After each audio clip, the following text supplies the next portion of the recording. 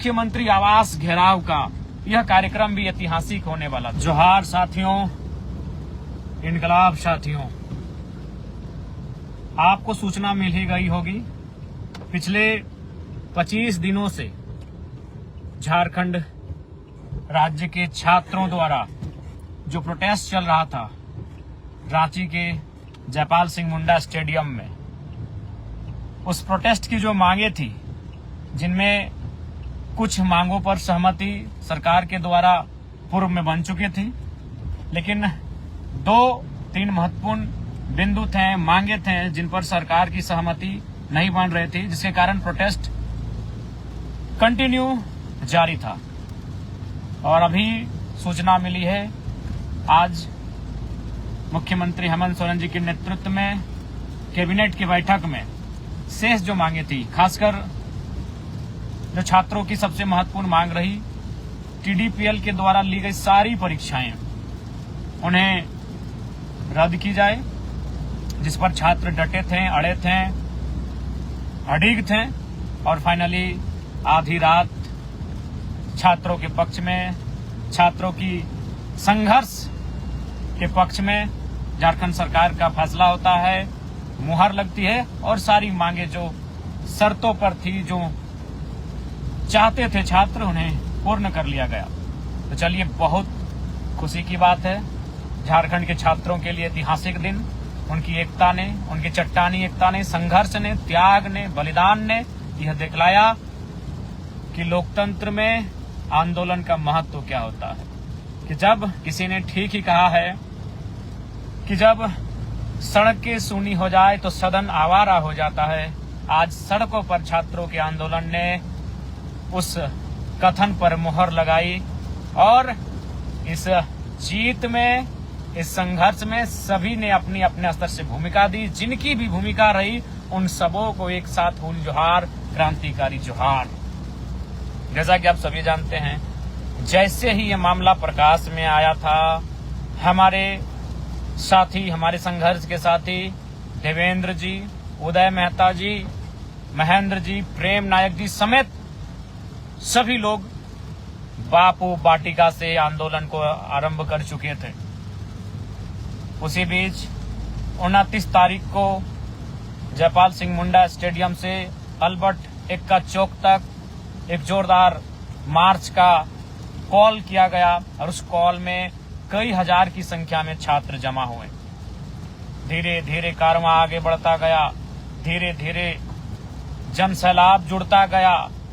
सब इस आंदोलन के भाव के साथ जुड़ते गए, क्योंकि सबको मालूम था यह आंदोलन केवल आज के लिए नहीं है, आने वाली पीढ़ियों का भविष्य भी तय करेगी। जिस प्रकार से तमाम परीक्षाओं में गड़बड़ी के मामले सामने आए थे, उन मामलों पर जो डर था कि आज वर्तमान पीढ़ी के साथ अन्याय हो रहा है, कल को आने वाली पीढ़ी के साथ अन्याय होगा, और इसी के साथ लोग जुड़ते गए और आज देखिए छात्रों के संघर्ष की जीत हुई।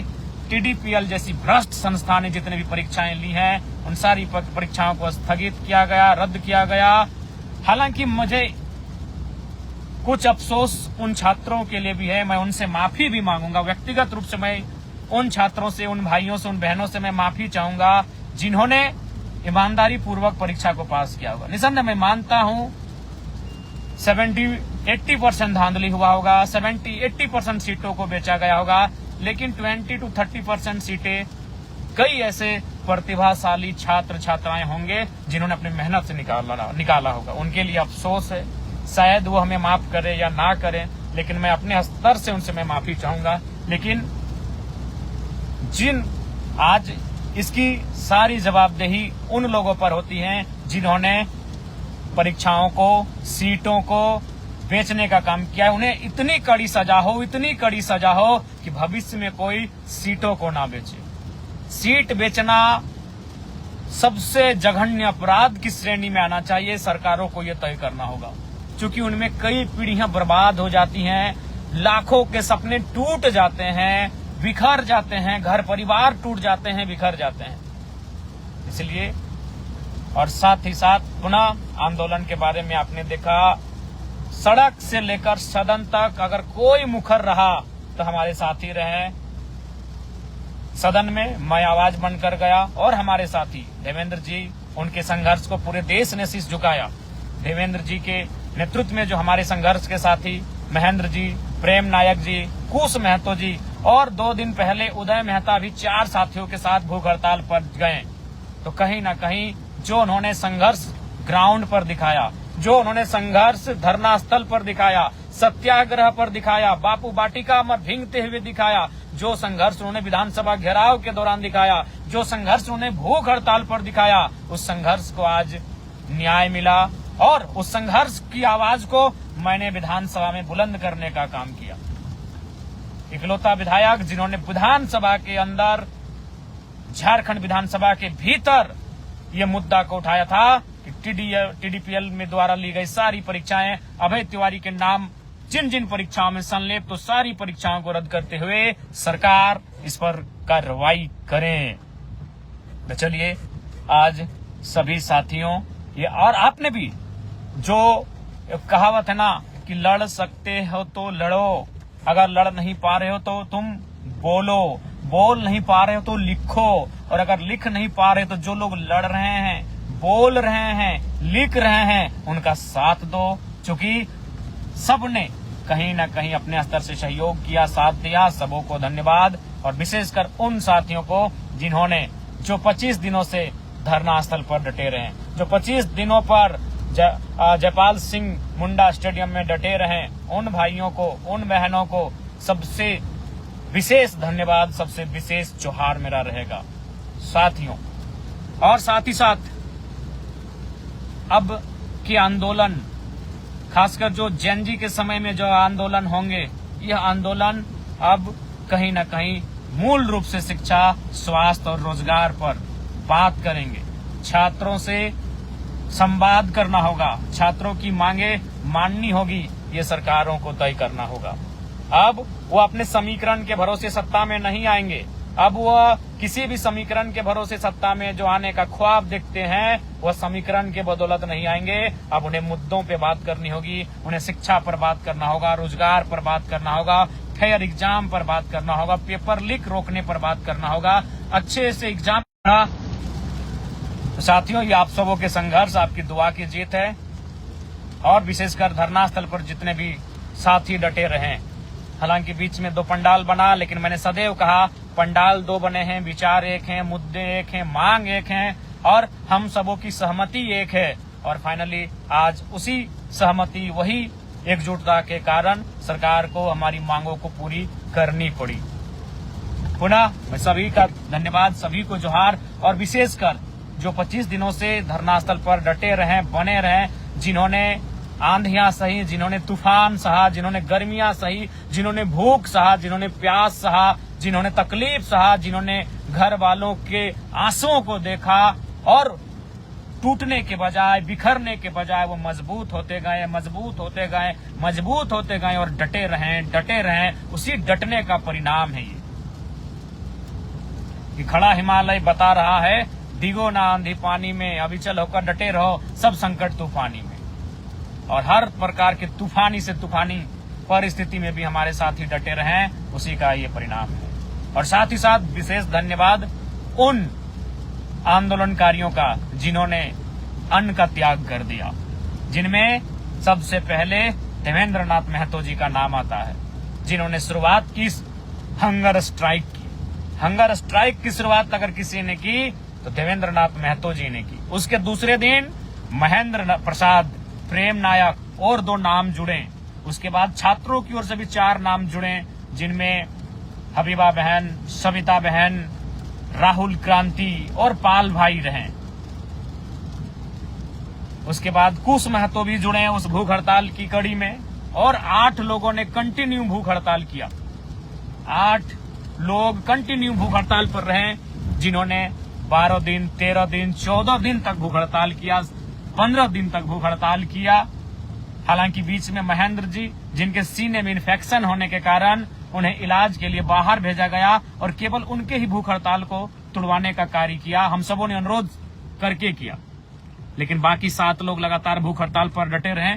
और साथ ही साथ जन सैलाब उमड़ता गया, जन सैलाब उमड़ता गया। और मैंने पहले कहा युद्ध विराम, युद्ध विराम, युद्ध विराम, ये चलता रहेगा। युद्ध के बाद तनिक विश्राम करना पड़ता है, फिर युद्ध की तैयारी करनी पड़ती है। और वही रहा इस आंदोलन में, वही रहा। सबसे पहले बड़ा आंदोलन कब हुआ? 29 तारीख को हुआ। 29 तारीख को जो जयपाल सिंह मुंडा स्टेडियम से अल्बर्ट एक्का चौक तक जो छात्रों का पद यात्रा था वो ऐतिहासिक था। फिर हम लोग 200, 250, 500 की संख्या में मैदान में डटे रहे। फिर दिन में लोग आते थे, शाम तक रहते थे, कुछ लोग दिन में चले जाते थे, फिर आते थे, जाते थे। आंदोलन कंटिन्यू चलता गया।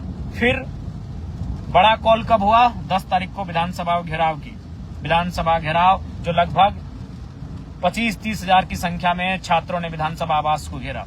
फिर 10 तारीख के बाद से कुछ विराम की स्थिति हुई, कुछ संख्या बल में गिरावट हुई, लेकिन मैंने स्पष्ट कहा है युद्ध विराम, युद्ध ये चलता रहेगा। और फिर जो 15 तारीख यानी 10 तारीख के बाद 15 तारीख को जो एक मूवमेंट हुआ, तिरंगा मार्च, देश की आजादी के दिन। हालांकि उस दिन भाई देवेंद्र और बहन हबीबा के साथ कहीं न कहीं अस्पताल में दुर्व्यवहार किया गया, विशेषकर देवेंद्र दा के साथ। उन्हें बहुत ही गलत तरीके के साथ प्रशासन ने रोकने का कार्य किया। लेकिन उस दिन जो प्रोटेस्ट हुआ तिरंगा यात्रा के माध्यम से 15 तारीख को, वह तीसरा महत्वपूर्ण प्रोटेस्ट रहा। और संभवतः अगर सरकार बातों को नहीं मानती, प्रोटेस्ट तो यूं रोज होते थे, कभी कैंडल मार्च, कभी मशाल जुलूस, तो कभी गुरु जी की पुण्यतिथि पर मार्च, तो कभी शहीद निर्मल महतो की शहादत दिवस पर मार्च। लेकिन उनमें से कुछ कार्यक्रम ऐसे हुए जो पूरी ऊर्जा के साथ और बाकी उस युद्ध की रणनीति के साथ लड़े गए कि युद्ध विराम, युद्ध विराम, युद्ध। और फाइनली जो कॉल था 20 तारीख को मुख्यमंत्री आवास घेराव का, यह कार्यक्रम भी ऐतिहासिक होने वाला था।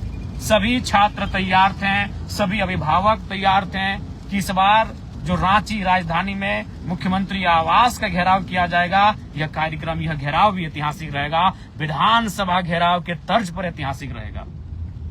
तो कहीं ना कहीं सभी साथियों ने जो एकजुटता का परिचय दिया, आज उसी का परिणाम है कि छात्रों का आंदोलन, झारखंड में आंदोलनरत छात्र छात्राओं का आंदोलन सफल रहा।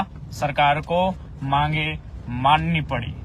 और यही है क्रांतिकारियों की सोच, आचरण और व्यवहार। यही है कि एक क्रांति का अगर परिणाम आता है तो दूसरी क्रांति के लिए हमें तैयार रहना पड़ता है। अभी इस राज्य में, इस देश में कई क्रांतियां करनी है, कई उलगुलान करने हैं, कई आंदोलन करने हैं, जिससे कि आम शोषित, वंचित, पीड़ित लोगों को न्याय मिल सके।